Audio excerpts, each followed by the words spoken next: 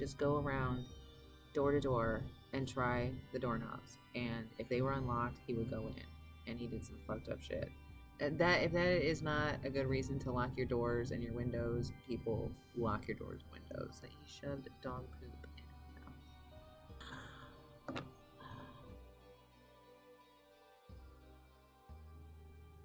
Hi everybody, Jackie Havey here. Welcome to this week's episode of Makeup and Madness. If you're new here, hello. If you've been here before, thanks for coming back. Got a lot more people watching my videos these days. I really appreciate it. Thank you guys. And I've been having a blast getting to know you guys. I'm having a lot of fun doing these videos for you guys. So I appreciate you guys messaging me, and thank you guys for taking the time to watch my stuff. Hope you're getting some laughs. So last week I did a review of Beetlejuice, and this week we're going to talk about Richard Chase, the Vampire of Sacramento.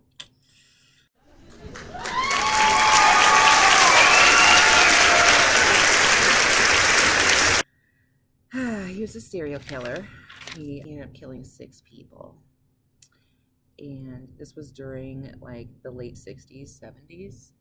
Richard Chase was born in May 1950. He had a strict father, I guess. And the documentary I watched, they were like, it wasn't like bad for the times, but apparently, he got beat, I guess. He set fires and he tortured animals.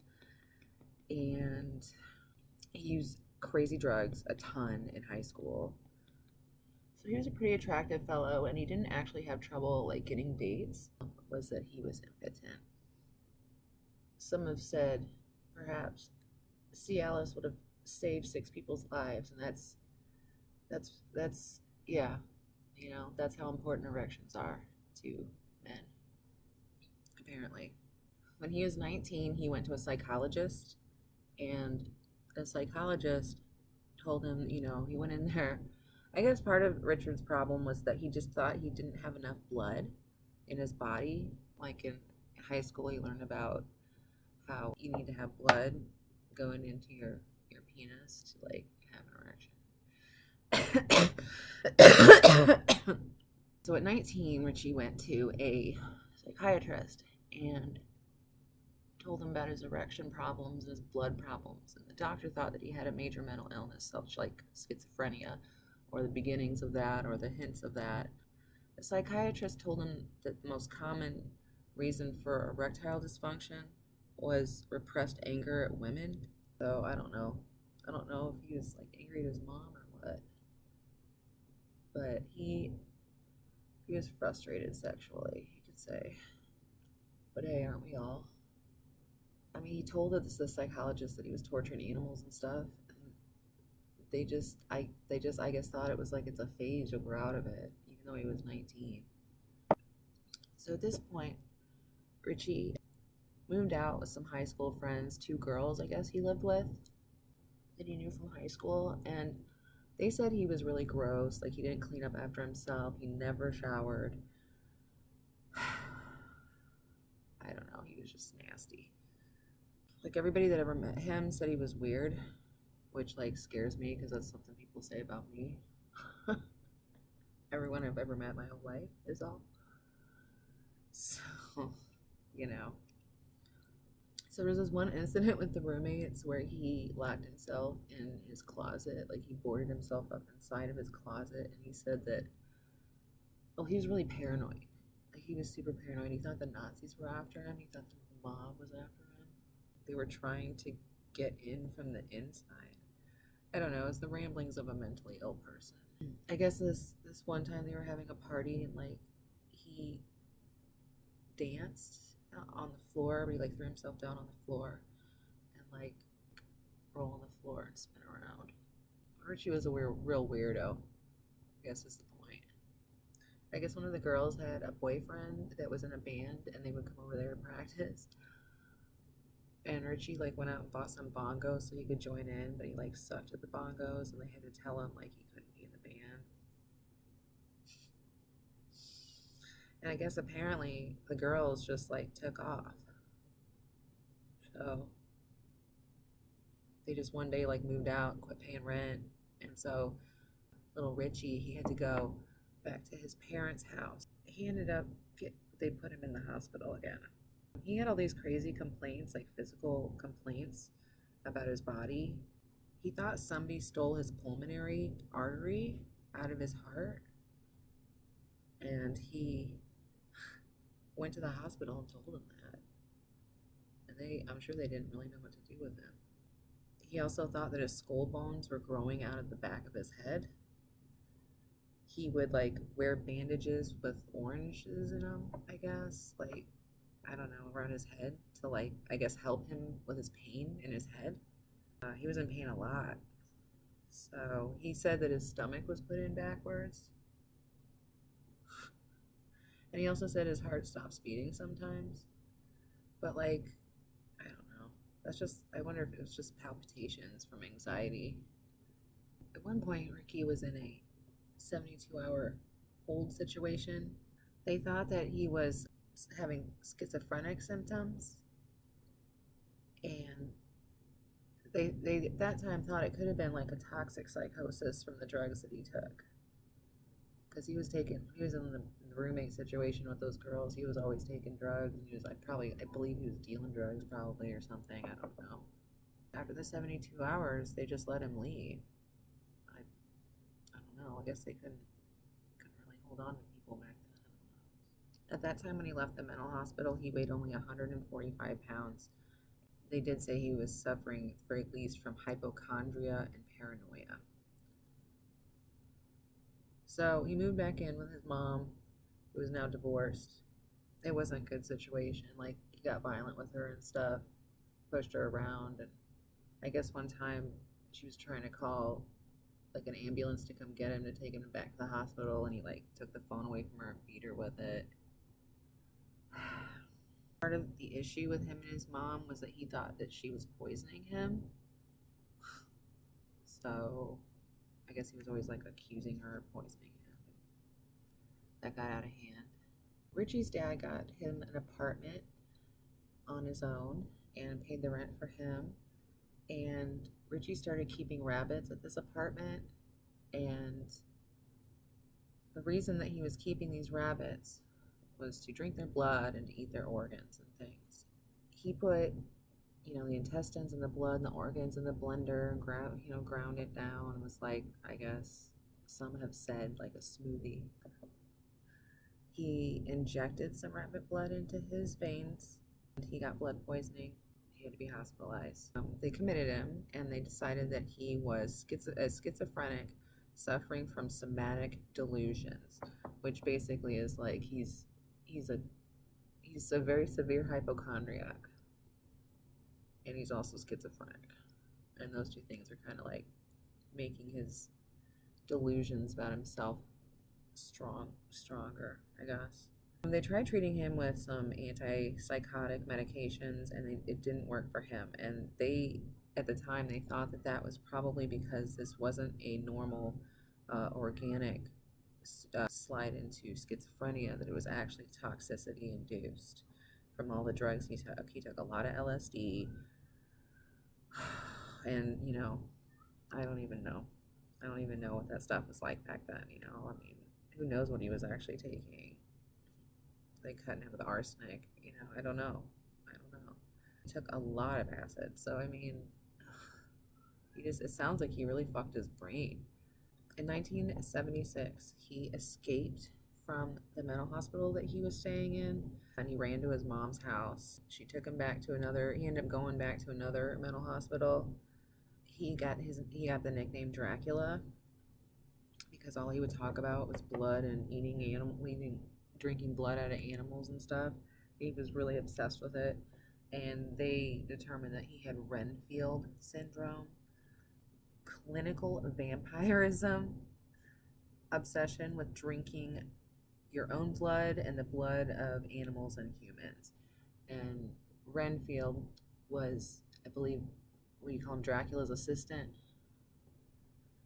He was his familiar. He like ate bugs and stuff. He was like catching birds and breaking their necks and drinking their blood while he was in the mental hospital. Like he would, I guess, lure him to the window or something and catch him and do this, and then he would like come out of his room all covered in blood and feathers all over his mouth, and I don't know. They eventually released him despite the staff objecting strongly and saying that he was a dangerous person and he shouldn't be left, he should not be going outside with people. His parents were granted a conservatorship over him, so they were basically in legal control of him. His mom paid his rent. They got him an apartment. She paid his rent, brought him groceries. They didn't really want him living with them. Apparently he was kind of gross. He was kind of hard to live with, I guess you could say. When he moved to his new apartment, that's when he started torturing cats and dogs and pets from around the area. He ended up taking someone's dog. He was drinking their blood, eating their organs and stuff. He called one of the owners to tell them like what he did to their dog in detail. It sounded really sadistic and just nasty. I don't know. That's fucking horrifying to do that to somebody. I can't even imagine. I can't imagine doing it. I can't imagine receiving that phone call. Oh my God, you would hurt so bad to hear that stuff. And at one point in his trial, one of the judges or one of the jury or somebody was like, he's just a sadistic person. He's like a sexual sadist. It's just that's what he is. At this time also, he bought and started practicing with guns. He had a penchant for the 22. He was on meds at this time as well, but his mother didn't think that he needed them, so she weaned him off of them, which, good move. I don't know why you did that, but to be fair, the drugs back then were probably not very good, and I believe medication for schizophrenics was kind of toxic. We have better things now.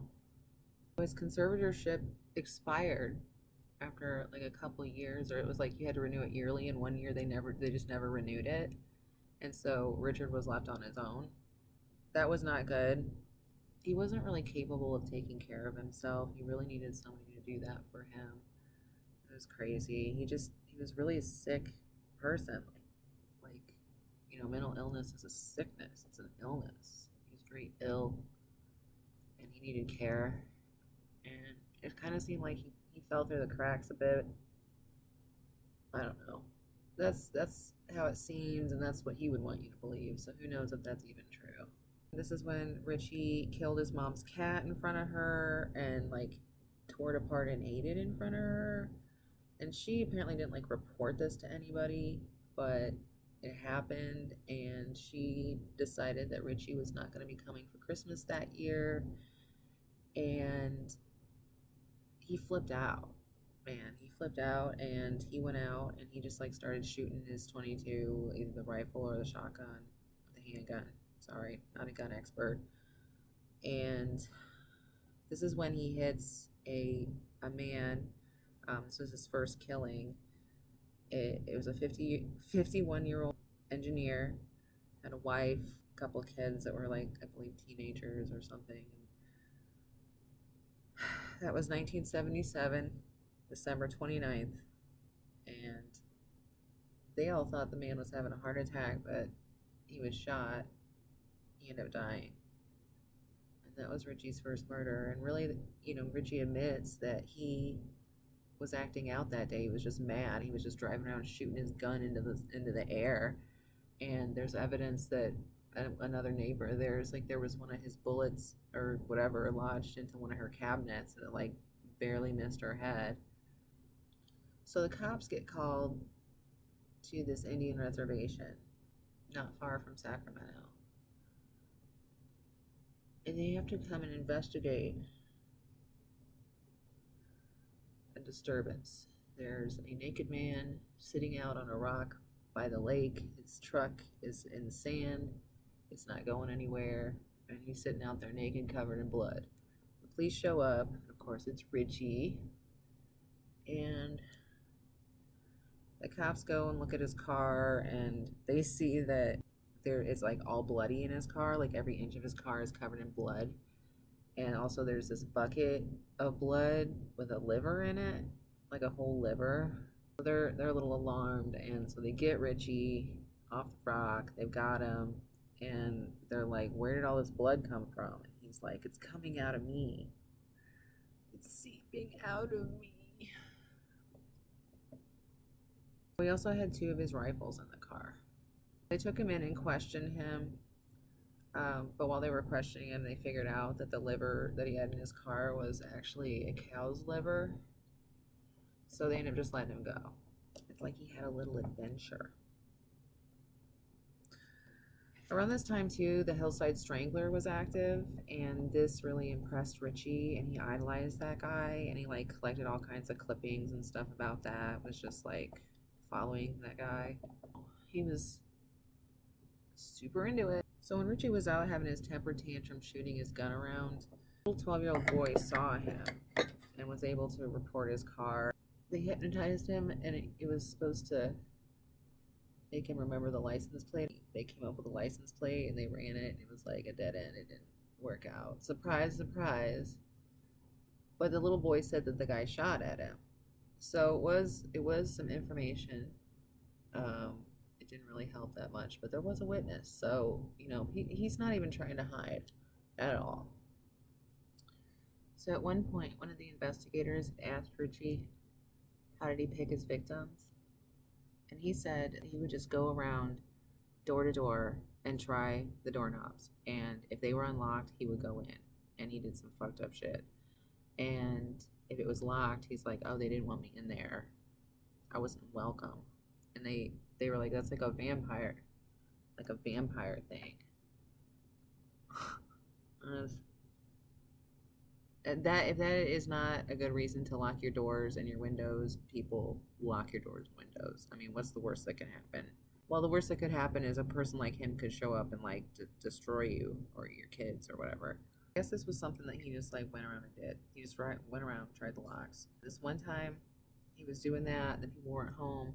They ended up coming in when he was still there, and he took a dump in their baby's crib and peed all over like the drawer that had the baby's clothes in it. He fucked around with their shit. He just like tore their house up and just like made a huge fucking mess. Because the second time he killed was pretty weird. It was a 22-year-old lady who was 3 months pregnant. I guess he was walking around the neighborhood and he ended up putting one of his 22 caliber bullets in her mailbox, put it in there, shut the door. And then I guess he walked towards her house, and she just happened to be taking out the trash at the time. And he shot her. She put her hand up, and I guess the bullet went through her hand, out her elbow. He also shot her at the top of her head, and when she was on the ground, he got down and shot her in the temple as well. Then he dragged her body into the house, and he left this huge blood streak all the way from her body all the way to the bedroom, on the bed where he left her. And he stabbed her a bunch of times in the stomach cavity area and the lungs. He ripped her body cavity open.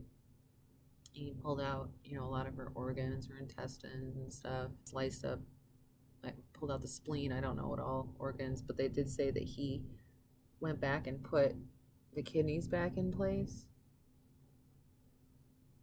No idea why he did the things he did. I mean, there was a lot of aspects of this where it's like, you know, yeah, he did some crazy stuff. So does that make him crazy? Stay tuned for the answer. He had also taken a yogurt cup out of the trash that she had been, because she had been taking out the trash. He took a yogurt cup from that and he used it to gather blood from her body cavity and drank it. He covered himself in her blood as he was just having his own little blood orgy with himself. He also had a bucket. There was like a blood mark on the floor that indicated that he had gotten a bucket, and you know that he took a bunch of her blood with him. The other thing he did to this woman was that he shoved dog poop in her mouth. It was a mess. A lot of the cops end up being a part of this case, ended up having a needing therapy. It was brutal. Sometimes I just don't feel goth enough. You know what I mean? That lady's husband came home and found her. I can't even imagine what that would be like.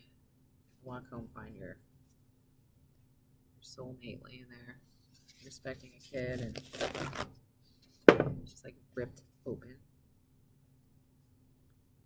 I wouldn't wish that on my worst enemy. It sounds ridiculous. Ridiculously bad. I can't even imagine. So 2 days later, in the general area, like a mile away from where this murder took place, 2 puppies were killed, and the owners that were giving away these puppies said that this weird scraggly guy with stringy hair had came and adopted a couple of their puppies, and they said that he didn't even care what gender they were. He just took, he just was like, whatever. And then they found another one of their puppies dead, shot with a .22, and his belly torn open. So it was kind of concerning. January 27th, he really starts to lose his shit, and he's walking around and he's trying doorknobs, and it's just crazy. In his own way, this was his like rampage killing. There's this 38-year-old woman that's like a mile away from where the other murder took place. She was babysitting her nephew. She had a 5-year-old of her own. And Richard just walks in, I guess, and he shoots her while she's in the bathtub. He shoots her 5-year-old son. And the little nephew, who's 22 months, which is like 2 years old, he took him with him. I guess that's what they were thinking was going on. What had actually happened was Richie, he did shoot the little boy, the 5-year-old, and he did shoot the woman. And he shot the little boy in the head too, but he went into the bathtub and he was like, I guess, opened him up, had his head busted open, was eating his brains and stuff, and like it was just like a mess of goriness going on. Kind of crazy, disgusting stuff. And yeah, I mean, I looked at the crime photos, and I'm not gonna post crime photos like that on here. I'm sorry, I'm just not gonna do it. Also took the car, their car that they had sitting there. He, I guess, abandoned it like 100 yards away from his apartment. That's where police found it. The FBI profiled him, and they said that he was a disorganized style of serial killer, meaning he wasn't like pre-planning, really. He was haphazard. One of the things they did figure was that he lived in the neighborhood where all these things had happened. Genius. And there were actually like a lot of witnesses that saw him. He was like wandering around in this big old orange puffy coat, and it was like covered in blood. He wasn't trying to be like inconspicuous. He was actually like completely all over the place. The same day that he murdered those 3 people, the woman and the baby and the child, he went to a grocery store and he saw one of his old high school classmates. He came up to her and he was talking to her, and he was just being like really creepy and weird, basically his typical self. And she was freaked out, and she got out of there as quickly as she could. Followed her out to the parking lot and was trying to get a ride from her, and she was like not gonna have that. That was pretty hilarious. But she got out of there, and then she didn't really think about it a whole lot until there was a wanted poster out for him and a description of him. But he was rough. He was looking rough when she ran into him, I guess. Like he smelled, and he was covered in blood, and he had that big puffy coat for whatever reason. And he was like skinny and scrawny. She called in the police and let him know a name. And from that name, they were able to get his gun registration, which had his address on it. They did a background check. They saw his escape from the mental hospital. They saw his concealed weapons charge. They saw his series of minor drug busts and his arrest in Nevada. The next day after the triple homicide, they go to his apartment and they get a hold of his mom, and she's like, I don't know what you're, my son didn't do whatever it is you're saying that he did. She was in complete denial about it all. That's very clear. And they had her try to get him out of the apartment so they could talk to him. I guess at this time they didn't actually have like a warrant or anything yet. So it didn't work out. He wasn't answering anybody's knocks, but they knew he was in there. They could hear him in there. They pretended like they were leaving, like they faked like they were leaving. And it worked. And Richie came out and they tackled him. And he had his 22 on him, his coat, his clothes, his coat was covered in blood. His shoes were covered in blood. And he had been outside taking out a box of bloody rags, I guess. But it was a little struggle getting him down on the ground, but they got him. His 22 was like covered in blood stains. So it was pretty incriminating. He also had the wallet of the husband of the victim that he had the woman that was 37 with the 2 kids, like he had that guy's wallet also on him. So they took him back to the station. They questioned him. At a certain point, he said he wanted a lawyer, and he wouldn't admit to anything. He admitted to torturing animals, but he wouldn't admit to any of the murders. And then he lawyered up. So the police went and searched his place. They walk in, and it just like stinks like crazy. Oh my God, this looks bad. I look sick. Like sick. They're searching his place.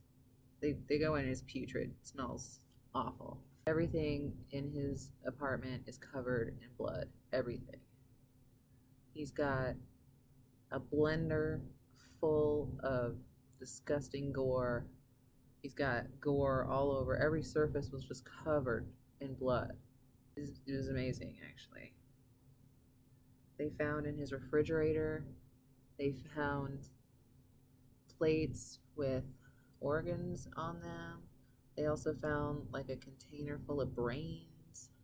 Well, not like a bunch of brains, but like pieces of a human brain.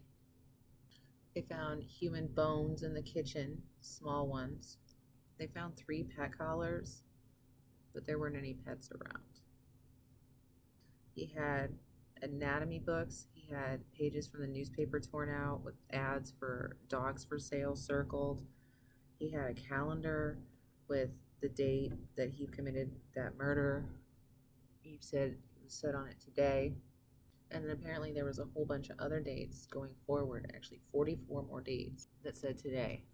So that was creepy as hell. But the police kept pushing, and because they didn't know where the baby was, they had to assume the baby was still alive. His court-appointed attorney shows up to save the day and stops them from questioning him. They tried to get his mom to help, but again, she was just in complete denial about anything. She didn't, honestly, I doubt she really knew what was going on, but to be fair, there was a lot of denial going on, probably from the very beginning. I could really go for some Taco Bell. I bet they're not open. There's a damn quarantine. What's a girl gotta do to get a taco at midnight? Ugh.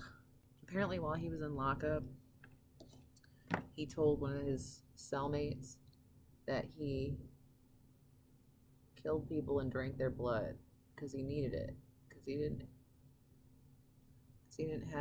have enough blood of his own. That was some damning evidence.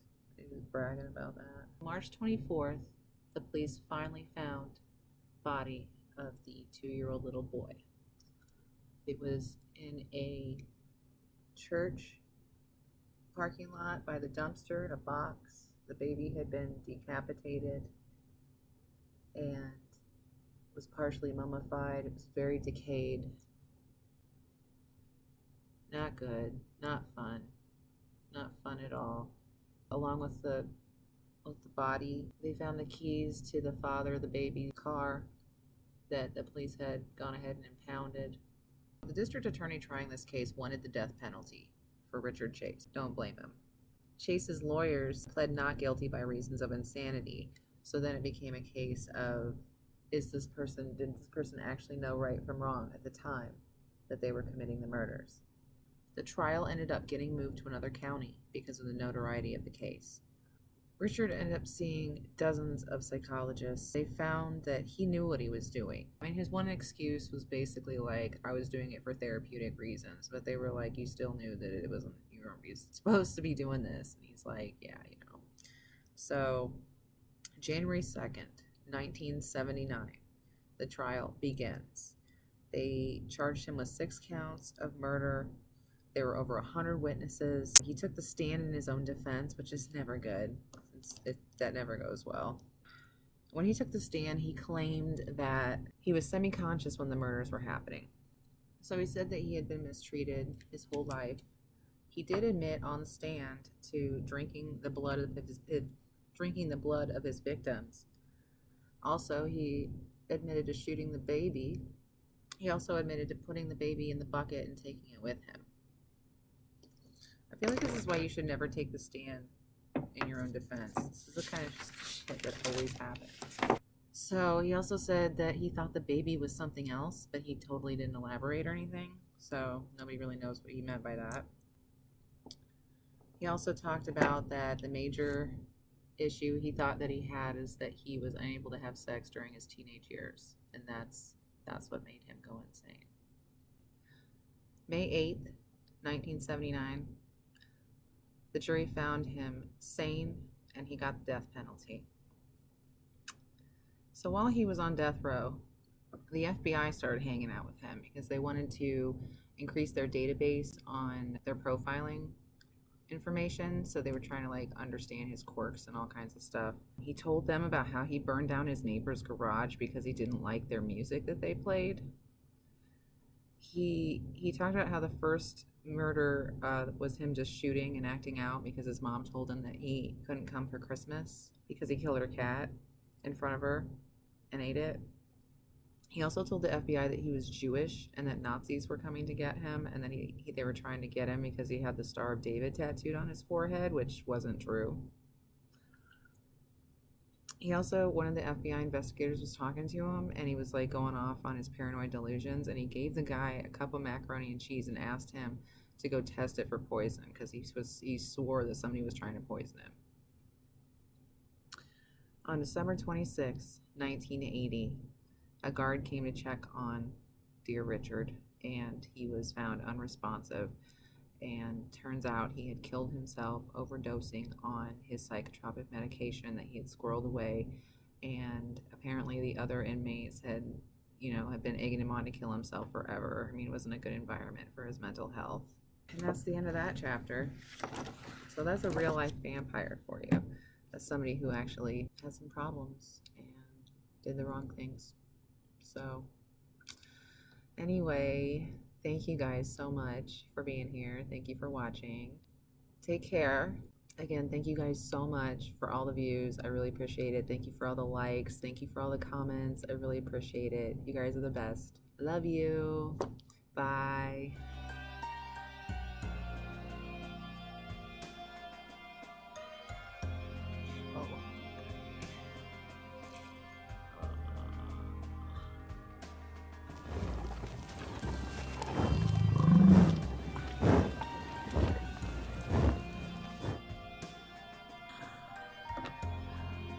Thank you so much for hanging out with me tonight, guys. If you like this video, like and subscribe. Thanks for being my friend.